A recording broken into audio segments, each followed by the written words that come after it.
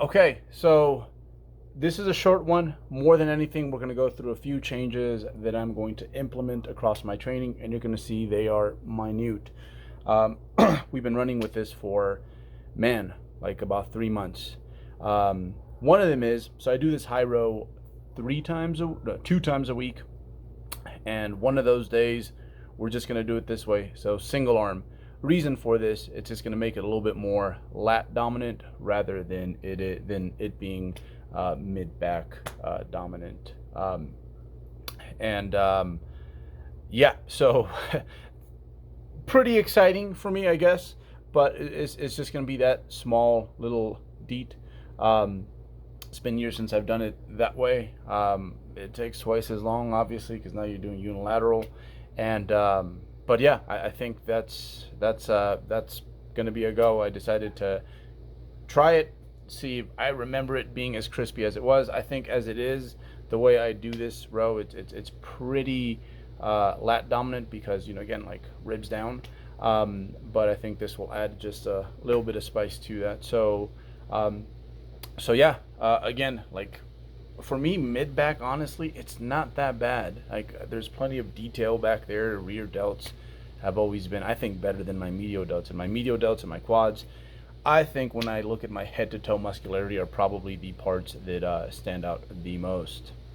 Um, so I guess yeah, lay out. Not that we're laying off the mid back necessarily. There's quite a bit of work for that area throughout the week, but on my second day, we're just gonna do it this way from now on. So yeah, excited. Maybe we'll add a little bit to those to the lat area, right? And again, especially for me, off season, I store most of my fat in my lower back, and I'm going to show you guys that really soon here. Um, Also, so out of all the stuff and thank you guys so much for all the suggestions in regards to apps that I can use to track.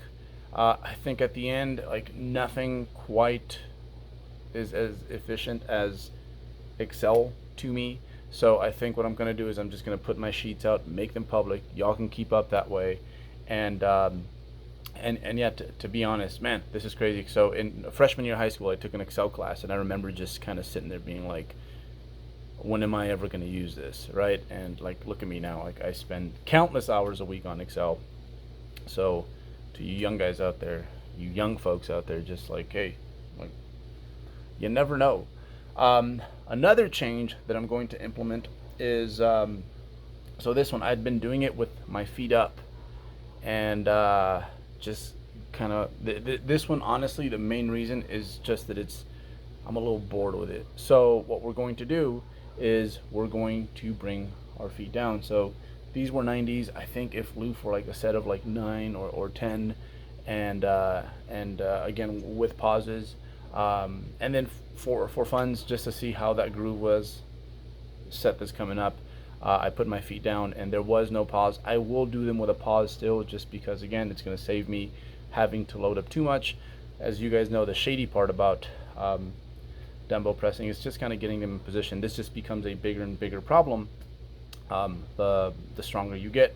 So yeah, I tried it this way, and it felt as comfy as ever. This was probably, I think, my first like free weight movement, um, and and shoot, I guess when you've been doing something for a long time, like you don't really like lose it, right? So yeah, felt very comfy. Again, just kind of a change of pace for me. We will go back to how we were doing it, because I definitely saw some perks there, especially in the range of motion department. I definitely do lose a little bit here. Again, I'm a thin dude, but at the same time, I am a little bit more barrel chested, I think, than what people give me credit for. Or at least that's how I remember it. I remember I remember running track, and like when we look at the video, it's like, who's that stubby dude with this like high altitude chest? It's like, so right. But now we're doing bodybuilding, and it's the exact opposite. I'm the little guy, right? So these ones we're keeping. These ones are just feeling like so good. And again, when it comes to that like upper chest shelf, just something that's been severely lacking with me. And one thing that I did do is I did raise the incline, and I raised the incline simply for the reason that like especially like if you see a picture of myself in contest shape, like my clavicular head isn't very horizontal, it's actually quite vertical. So it's yeah. So to line those up, those fibers up a little bit better, I definitely feel it more. But I think the biggest thing is actually I'm a little bit stronger with a slightly higher incline compared to a 20-ish% incline. That is what I was using before. So to me, that's evidence that that strong evidence that there's probably more of that clavicular head playing around. So yeah, I had this little clavicular head right here in the corner, and then which is severely going to cap me in regards to like how much better it can get. But again, we're going to make it better. But the rest of my pecs is just like literally, it's like made for almost like declines and dips. Like everything kind of curves downwards. So yeah, again, like for the most part, in terms of volume, in terms of progression schemes, all that stuff is for the most part going to stay the same. It's just these small little deets. Again, you don't ever want to change too much. Like sometimes I'll get applications from athletes, and we'll sit down, we'll have our Skype consultation, and say it took them 3 weeks to get to me. By the time they got to me, it's like, well, see, I was running that program, and then and it's like, man, you're never gonna learn, man. You got to just like, even if you feel unless like it's like a bad kind of like I'm about to hurt myself, you got to let that thing run its course so that you can see, hey, what's good, what worked, what didn't, that sort of stuff. So yeah, that's been it's again like I guess exciting for me to just have these small subtle changes. But I don't know, it's just, that's just how it gets. And now I'll sit back and see if it makes a difference. Again, one of those decisions was because of just like the bottom line.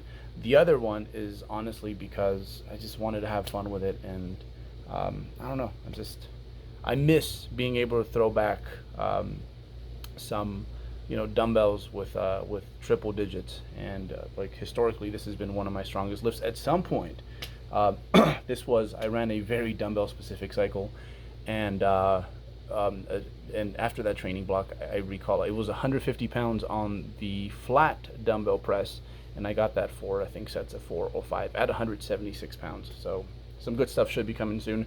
Also, this one's probably for the bottom line, but then also for like my mentals, so a little bit of both. I'm gonna try pause high bar for the next few weeks. So don't laugh at the mobility, the fact that it's like to me, relative to how I expect it to look, it looks like a doggy poo squat. Like it looks like, yeah, a dog going to the bathroom, but it'll get better. Honestly, I think the time spent mastering the low bar, especially like finally figuring out a way to hold it that just really agrees with elbows, shoulders, and all that, has honestly helped out with the high bar like shelf like immensely. And again, this one's always felt more natural to me, so that'll be fun. So again, just 315 pause sets of 5. I can't remember the last time I high barred. It's probably been, to be perfectly honest, years. And yes, that is my stance. I'll probably open it up just a tiny bit, but yeah, with the high bar stance, I've always been a very narrow squatter. And yeah, no butt winking. I really feel strong when like my feet are like right under my hips. And again, this does not work with everyone's like hip anatomy, so don't try it if you tried it and it just doesn't feel right. It just really fits me really, really well. And then I guess kind of the final thing, and this is just because there is one leg press at my gym that is just very, very popular. The Cybex squat press. And because there's always like just high traffic there, I've decided to take it over to the yellow leg press. It's a hammer strength leg press. It's not quite as good. It's a leg press on a sled, which I don't prefer for a variety of reasons. But on this day, so some young lady was using it, and I'm like, you know what? Like, I'm just gonna go do this. And for the most part, I've been able to use it like consistently. But most of the times, on most normal years, it's like I'm traveling anyways, and it's like I might have my machines and my little setup and my my perfect plan, and then I have to improvise once I do hit the road. So I'm like, one day it ain't gonna do nothing. Let's just do this. I'd rather do that than wait. Um, but I tried it, and I'm like, man, it's not a bad leg press for a sled leg press. So yeah, this is, I think, going to be the leg press moving forward. Yeah, I really like it. It's pretty fair, good range of motion.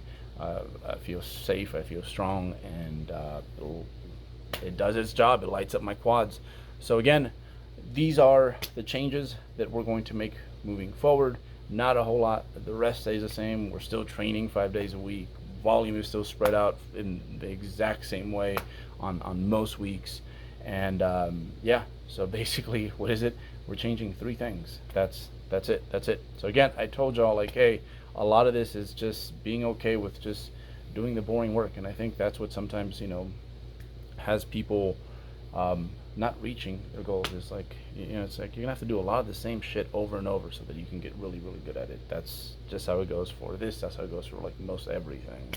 So so yeah, that's what I got. Extra Merkin on this day. Again, we'll cook up the spreadsheet. That's how we're gonna do it, because to me there just wasn't.